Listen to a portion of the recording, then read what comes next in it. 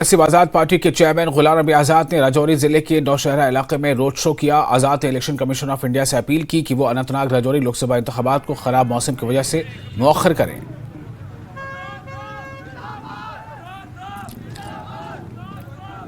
हमने भी मांगा है, ये कोई कॉन्स्टिट्यूंसी है, ये सड़क खुलती है मई में, और आज यहाँ आने के एक ही कॉन्स्टिट्यूंसी में, एक ही पार्लियामेंट्री कॉन्स्टिट्यूंसी में एक डिस्ट्रिक्ट से दूसरे डिस्ट्रिक्ट में जाने में 3 दिन लगते हैं और 2 रातें लगती हैं।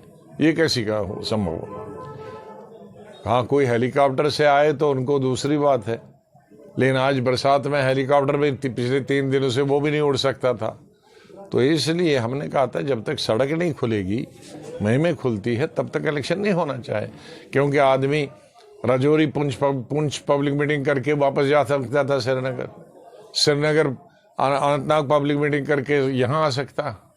अब यहाँ जब 7 दिन के लिए आना हो तो यहाँ सब डाक बंगलो तो अधिकतर इलेक्शन कमीशन वाले बैठे हैं, तो लीडर बैठेगा कहाँ, उसकी सिक्योरिटी बैठेगी कहाँ?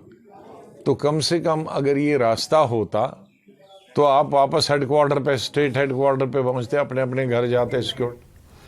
और नथीपुरा, जैनागिर, सोपोर में नाला